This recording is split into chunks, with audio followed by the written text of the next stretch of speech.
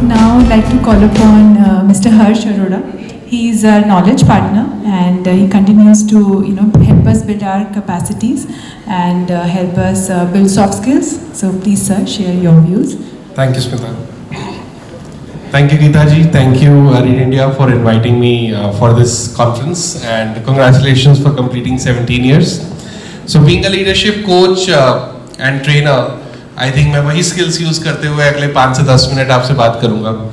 और क्योंकि हम एक थीम के ऊपर बात कर रहे हैं जो है पार्टनरशिप, तो पार्टनरशिप के कुछ एलिमेंट्स होते हैं और उनमें से कुछ एलिमेंट्स के ऊपर मैं बात करने की कोशिश करता हूँ। पहला एलिमेंट है ट्रस्ट, राइट? एंड हम बहुत सारे लोग बहुत लूजली इस वर्ड को यूज करते हैं। क्या हम किसी के ऊपर भी पूरी तरह से कभी भी आज तक ट्रस्ट कर पाए? कितने लोगों को लगता है कि आप पूरी तरह से किसी के ऊपर ट्रस्ट करते हैं? Okay, very few, right? Let me complete the statement now. Usually, हम किसी के ऊपर ट्रस्ट करते हैं for something. मैं आपके ऊपर ट्रस्ट करता हूं जब तक आप मेरे पैसे नहीं चुराएंगे। मैं आपके ऊपर ट्रस्ट करता हूं जब तक आप मेरे ऑफिस में कोई धोखा नहीं करेंगे। मैं आपके ऊपर ट्रस्ट करता हूं जब तक आप मेरी वाइफ के साथ फ्लर्ट नहीं करेंगे, राइट? हम हर किसी पे ट्रस्ट किसी चीज के लिए करते हैं कि जब तक आप ये काम नहीं करेंगे तब तक मेरा ट्रस्ट आपके ऊपर है। क्या वो ट्रस्ट है या एक सौदेबाजी है? वो एक बाटा सिस्टम है कि अगर आपने ये किया तो ट्रस्ट खत्म। जबकि ट्रस्ट की ट्रू डेफिनेशन क्या है? ट्रस्ट एक गिफ्ट है जो मैं आपको दे रहा हूं, और वो सिर्फ गिफ्ट तब काम नहीं आता जब आप कुछ गलत नहीं करते। वो काम तब आता है जब आप एक्चुअली कुछ गलत कर देते हैं। सो इंग्लिश में इसकी सेइंग है, trust is a gift bestowed on the other, fully knowing that the other person can hurt me. Trust एक ऐसा गिफ्ट है जो हम दूसरों को देते हैं ये जानते हुए कि सामने वाला मुझे हर्ट कर सकता है। आपके पास हमेशा चॉइस है कि जब आपसे कोई गलत करे, झूठ बोले, धोखा दे, आप उसके ऊपर ट्रस्ट मत करिए। लेकिन अगर आपने चूज किया है कि आप उसे दोबारा ट्रस्ट कर रहे हैं तो वो ट्रस्ट फुली होना चाहिए। I think that's the foundation of any partnership. जब हम सब किसी जॉब में आते हैं, नौकरी में आते हैं, तो आपको ना कुछ 2-3 महीने की प्रोबेशन पीरियड पे रखा जाता है, राइट? तो ऐसे ही जब कोई हमारा ट्रस्ट तोड़ता है ना, तो हम उस इंसान को यूजुअली एक प्रोबेशन पीरियड पे डाल देते हैं। हम एक सीसीटीवी बनकर उसके ऊपर खड़े हो जाते हैं। अरे देखो ये कुछ कर तो नहीं रहा, अरे गलत तो नहीं कर रहा। हम उसे हमेशा शक की नजर से देखते हैं for some time. That's not trust.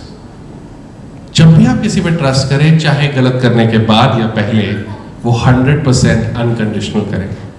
And my invitation to you is try and start living life with your partners, vendors, with your employees, with your team members, and in your families, and see how life is. Second, we all have heard the word called honesty. सबको पता है honesty क्या होती है? क्या है honesty? ईमानदारी। और honesty बिल्कुल नेकेड ट्रुथ, राइट? बिल्कुल सच। एक और वर्ड है जिसका नाम है इंटेग्रिटी। कौन बताएगा मुझे इसका मतलब? Integrity, what is integrity? जी, विश्वास। Okay, sorry, best quality, best policy. Okay, anything else? What is integrity?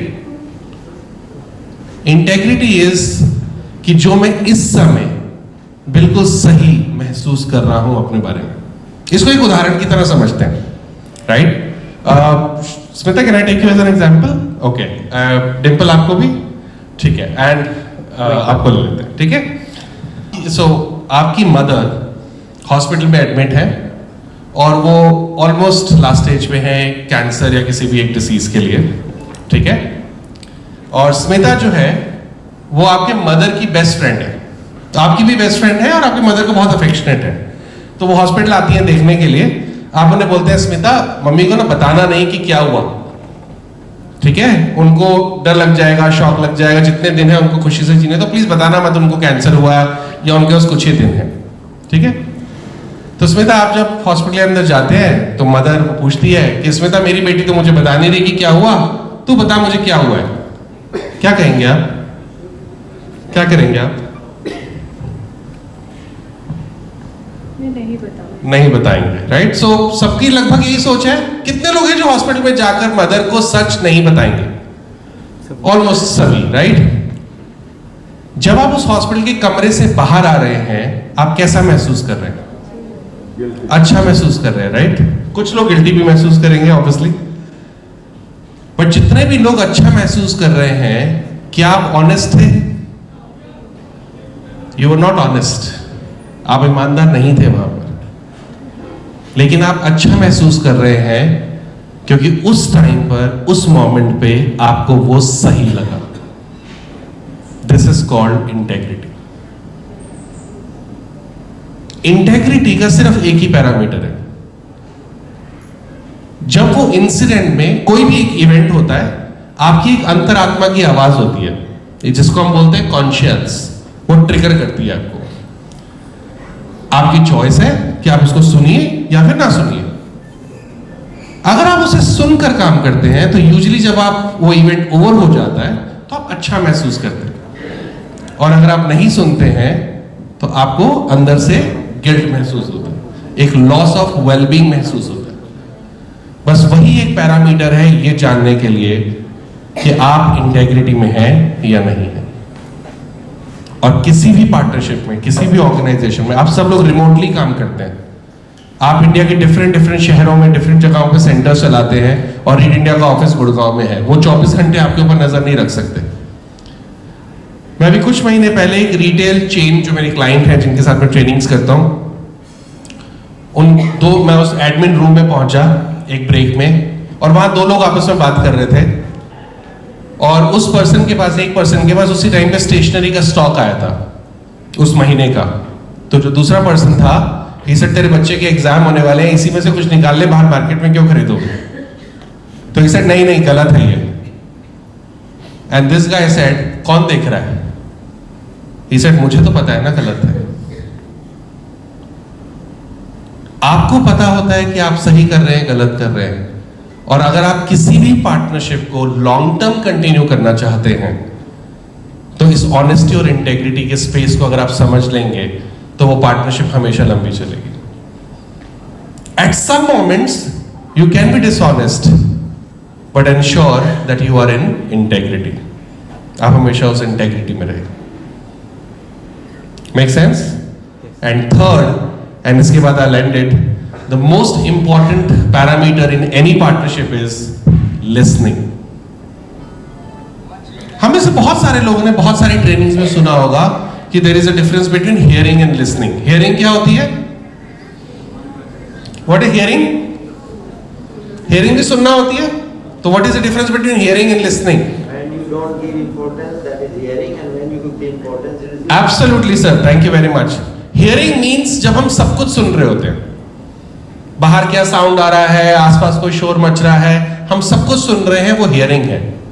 और लिसनिंग है जब हम सारे साउंड्स को इग्नोर कर देते हैं और हम सिर्फ एक साउंड पे फोकस करते हैं, हम उसे समझने की कोशिश करते हैं, वो है listening. In any partnership, in any relationship, क्या आप अपने को-वर्कर को, क्या आप अपने पियोन को भी, क्या आप अपने बॉस को भी ट्रूली सुन रहे हैं? क्योंकि जब आप सुनते हैं तो आप समझते हैं, और वो एक थर्ड लेवल है पार्टनरशिप का।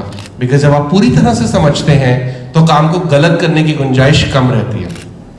लेकिन अगर आप इसको एक और लेवल पे लेके जाना चाहते हैं तो इसका नेक्स्ट स्टेप कोशिश करिए। What if I ask you 17 into 8? 17 into 8, 17 into 8, कितने लोग बता पाएंगे बिना सोचे? आपको याद करना पड़ रहा है, राइट? कितने लोगों को साइकिल चलानी आती है, राइट?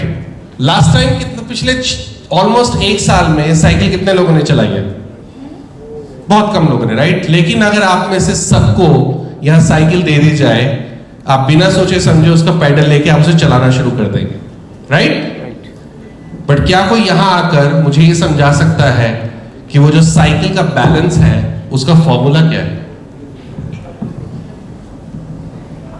कोई नहीं बता पाएगा। कौन सी फिजिक्स केमिस्ट्री का फॉर्मूला लगता है हमें नहीं पता, बट समवेयर किसी ना किसी तरह से वी गॉट द बैलेंस।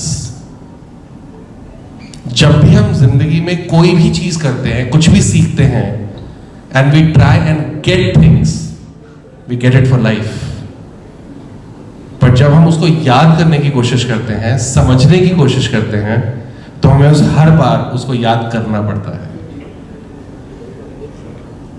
सो जब भी आप कोई पार्टनरशिप को कंटिन्यू कर रहे हैं, try and get things and you get it for life, and that partnership will be for eternity. And जब आप उस तरीके से काम करने की कोशिश करेंगे, तो आप देखेंगे कि कोई भी लीडरशिप हो, कोई भी पार्टनरशिप हो, किसी भी तरह के वर्क एनवायरनमेंट में हो, you will always excel. Thank you very much.